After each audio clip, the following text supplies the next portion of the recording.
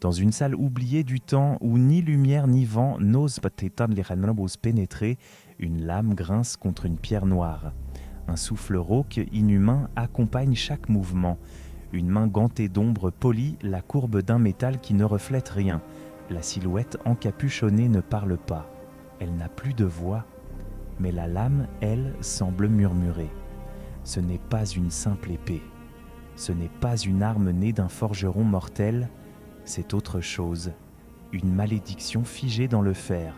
Un fragment d'obscurité arraché au cœur même de Barad-dûr. Mais d'où viennent vraiment les épées des Nazgûl ? Qui les a façonnées ? Ou, devrais-je dire, qui les a maudites ? Car un spectre n'a pas besoin d'armes pour tuer. À moins que cette arme ne soit plus qu'un outil. Une extension de la volonté de Sauron lui-même. La vérité dort dans les ténèbres, jusqu'à ce qu'on la réveille. Abonnez-vous, laissez un like, et que la lumière d'Erendil vous protège. Ils étaient Mash et Neuf. 9 rois, seigneurs et sorciers parmi les plus puissants des hommes, des chefs de tribus oubliés, des princes d'empires engloutis, des maîtres de terre qui ne figurent plus sur aucune carte. Ils avaient conquis, régné, imposé leur volonté sur les vivants. Et ils désiraient plus encore. Lorsque Sauron leur tendit les anneaux, il ne leur offrit pas des bijoux, il leur offrit un mensonge parfait. Le pouvoir éternel, la domination sur les âges, l'illusion que l'on pouvait tenir le destin entre ses doigts. Et ils acceptèrent, tous, sans se douter que l'éternité entre les mains de Sauron ne signifiait pas la vie, mais la servitude. Au début, les anneaux les exaltèrent. Ils virent plus loin, ils comprirent plus vite. Leur richesse se multiplia, leur autorité devint incontestable. Ils étaient craints, vénérés, parfois même adorés. Mais lentement, presque imperceptiblement, les chaînes se resserrèrent. Le temps n'avait plus de prise sur eux. Les rides ne vinrent jamais, la mort les oublia. Mais ce don avait un prix. D'abord, ce furent de leurs émotions qui se ternirent, puis leurs souvenirs, leurs noms, leur langue. Leurs visages s'effacèrent des miroirs, leurs voix tremblèrent, leurs corps se fondirent dans les ombres. Ils n'étaient plus rois, ils n'étaient plus hommes, ils devenaient autres. Sauron les lia par la peur, mais aussi par un besoin plus profond, le besoin d'un ancrage. Car malgré leur nature altérée, les Neufs ne pouvaient exister que dans un fragile équilibre entre le monde visible et l'invisible. Leur forme spectrale nécessitait un vecteur, une interface, un symbole de pouvoir tangible, une arme. Pas une arme ordinaire, pas un simple glaive, une relique façonnée selon la volonté de leur maître, une extension de leur malédiction. Une épée maudite, non pas forgée pour trancher la chair, mais pour entamer l'âme. C'est à ce moment que naît l'idée terrible. Les Nazgûl n'ont pas reçu leurs épées comme des guerriers reçoivent leur équipement, ils les ont absorbées. Elles sont devenues un prolongement de leur essence damnée. Le processus de corruption n'a pas été le même pour chacun. Certains ont résisté plus longtemps, d'autres se sont précipités dans l'abîme. Le plus redouté d'entre eux, le roi sorcier d'Angmar, aurait, dit-on, façonné sa lame lui-même sous l'influence directe de Sauron dans une forge cachée entre les racines du mont du destin. Une lame noire comme la nuit, dont l'acier semblait absorber la lumière. Au fil du temps, chacun des Neufs reçut une épée semblable mais unique. Née dans la haine, nourrie par la peur, elle vibrait au rythme des ordres de leur maître. Elles n'étaient pas portées. Elles portaient d'écrous leur propriétaire. Et ainsi furent scellés les pactes. 9 anneaux, 9 hommes perdus, 9 épées maudites. À chaque pas qu'ils faisèrent dans le monde des vivants, les Nazgûl portaient l'odeur du tombeau, le souffle du vide et le tranchant d'une malédiction ancienne. Ils n'étaient plus que les émissaires du néant. Et pourtant, leur simple présence suffisait à faire trembler des armées entières, car ce n'était pas seulement leur regard ou leurs cris qui glaçaient le sang des vivants. C'était la certitude que leurs armes, noires et froides, ne tuaient pas, elles effaçaient. Et dans cet effacement commençait une autre forme d'existence. Personne ne sait vraiment où furent forgées les épées des Nazgûl. Certains prétendent qu'elles furent créées dans les entrailles de Barad-dûr, là où les flammes ne s'éteignent jamais.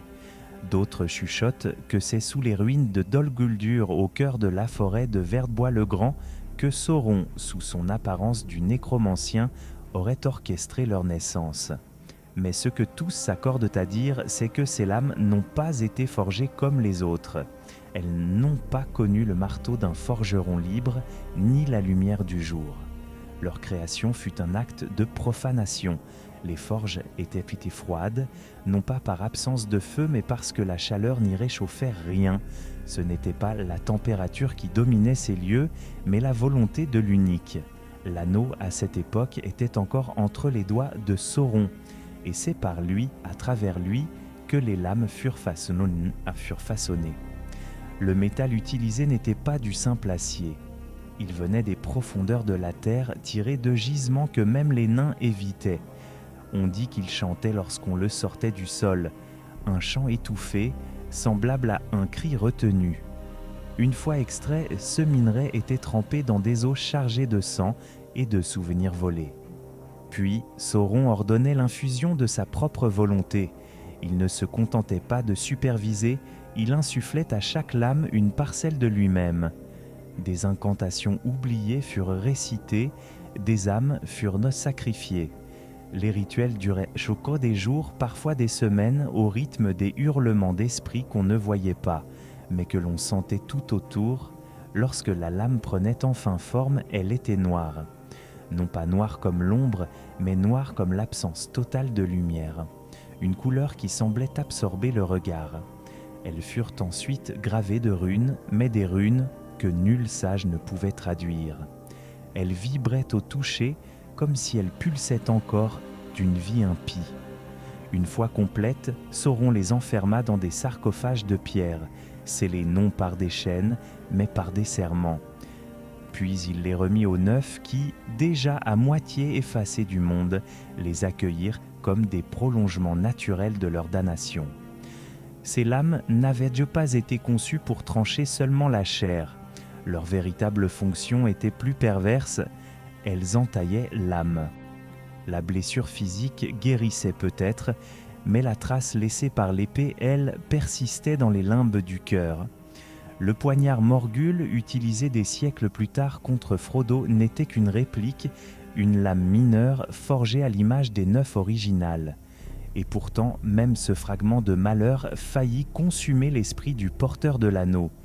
Que dire alors des lames complètes, de ces épées dont l'acier maudit se nourrissait des cris, des peurs et des souvenirs des vivants? Elles résonnaient au rythme de la présence de leur maître. Quand Sauron grandissait en puissance, elles vibraient d'une énergie plus sourde, plus insupportable. Et lorsqu'il fut vaincu, elles perdirent un instant leur souffle, sans jamais cesser d'exister. Car une malédiction véritable ne s'efface pas. Elle attend, elle dort. Les Nazgûl ne dégainaient leurs épées qu'en dernier recours, non par pitié ou retenue, mais parce qu'ils savaient que ces armes brisaient plus que les os. Elles ouvraient des brèches. Elles attiraient ceux qu'elles touchaient vers un autre monde, un monde où le froid n'était pas une sensation, mais un état permanent.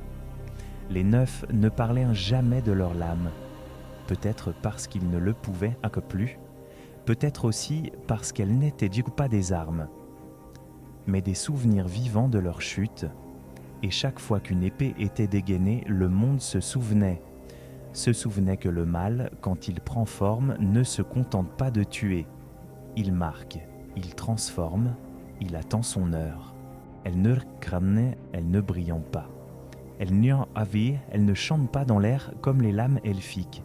Elle ne porte ni nom, ni honneur, ni histoire à raconter aux enfants. Et pourtant, ce sont peut-être les armes les plus redoutables que les terres du milieu a jamais connues. Car les épées des Nazgûl ne cherchent pas la mort. Elles la contournent.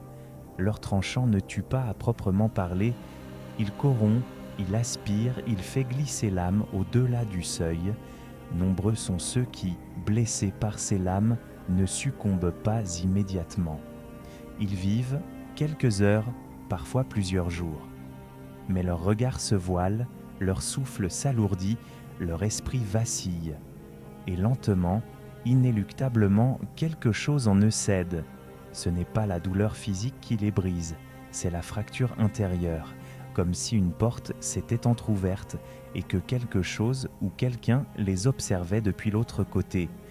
Ce monde que les Nazgûl voient, le monde des ombres, n'est pas vide. Il est plein, mais d'une autre manière. Il est saturé de murmures, d'échos, d'empreintes laissées par les vivants.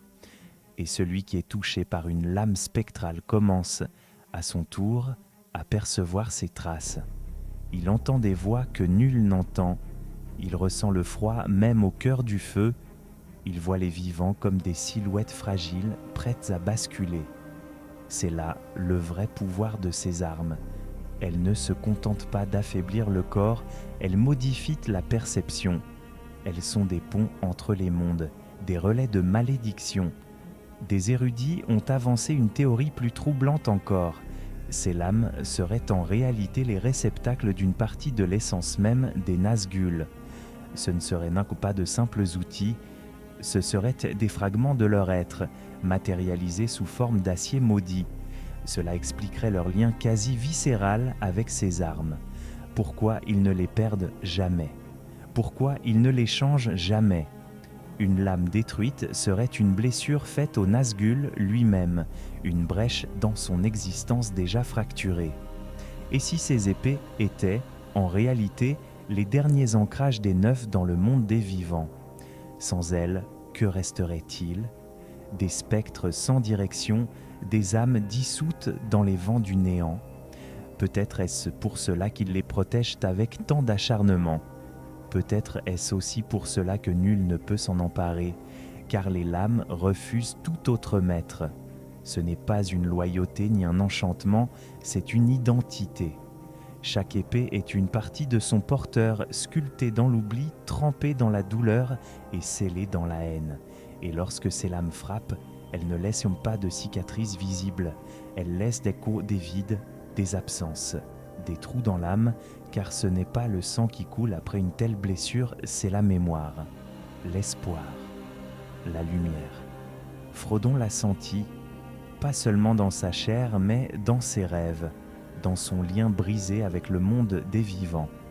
Et lui n'a été touché que par une simple dague issue de cette lignée. Imaginez ce qu'aurait été le contact direct avec l'une des 9 lames originelles. Ces armes, enfin, ne vieillissent pas. Le temps glisse sur elles comme l'eau sur la pierre. Elles sont malades du monde, mais éternellement lucides. Elles n'attendent pas la guerre, elles la provoquent. Et lorsque l'on croit les avoir oubliées, elles se souviennent de nous. On redoute les Nazgûl pour ce qu'ils sont, des spectres, des esclaves de l'anneau, des ombres à la solde du néant.